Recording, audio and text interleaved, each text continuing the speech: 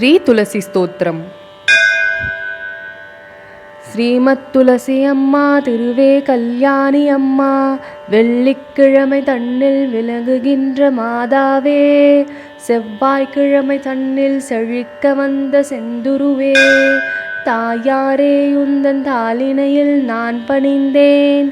பச்சை பசுமையுள்ள துளசி நமஸ்தே, பரிமளிக்கும் மூலக்குலக் கொழுந்தே நமஸ்தே, அற்பப் பிறப்பை தவிர்ப்பாய் நமஸ்தே, அஷ்ட ஐஸ்வர்யம் அளிப்பாய் நமஸ்தே, ஹரியுடைய தேவி அழகி நமஸ்தே, அடைந்தார்க்கு இன்பம் அளிப்பாய் நமஸ்தே, வனமாலை என்னும் அருவே நமஸ்தே, வைகுண்ட வாசியுடன் மகிழ்வாய் நமஸ்தே, அன்புடனே நல்ல அருந்துளசி கொண்டு வந்து மண்ணின் மேல் நட்டு மகிழ்ந்து மல்ல நீரூற்றி முற்றத்தில் தான் வளர்த்து முத்துப்போல் கோலமிட்டு செங்காவி சுற்றமிட்டு திருவிளக்கும் ஏற்றி வைத்து புஷ்பங்களுடன் சொரிந்து பூஜித்த பேர்களுக்கு என்ன பலன் என்று ருஷிகேஷர் தான் கேட்க, மங்களமான துளசி மகிழ்ந்து தானே உரைப்பாள்.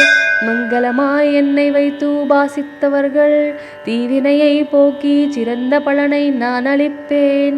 அரும்பினையை நீக்கி அஷ்ட ஐஸ்வர்யம் நான் அளிப்பேன். தரித்திரத்தை நீக்கி செல்வத்தை நான் கொடுப்பேன். கன்னிகைகள் பூஜை செய்தால் நல்ல கணவரை கூட்டுவிப்பேன். கிரகஸ்தர்கள் பூஜை செய்தால் கீர்த்தியுடன் வாழ வைப்பேன். மும்மூக்ஷகள் பூஜை செய்தால் மோக்ஷபதம் நான் கொடுப்பேன். கோடிக்காராம் பசுவை கன்றுடனே கொண்டு வந்து கொம்புக்கு பொன்னமைத்து குளம்புக்கு வெள்ளி கட்டி கங்கை கரை தனிலே கிரகண புண்ணிய காலத்தில் வாலுருவி அந்தனருக்கு மகாதானம் செய்த பலன் நான் அளிப்பேன். அற்புதமாய் வாழ்ந்திடுவர் பரதேவி தன்னருளால்.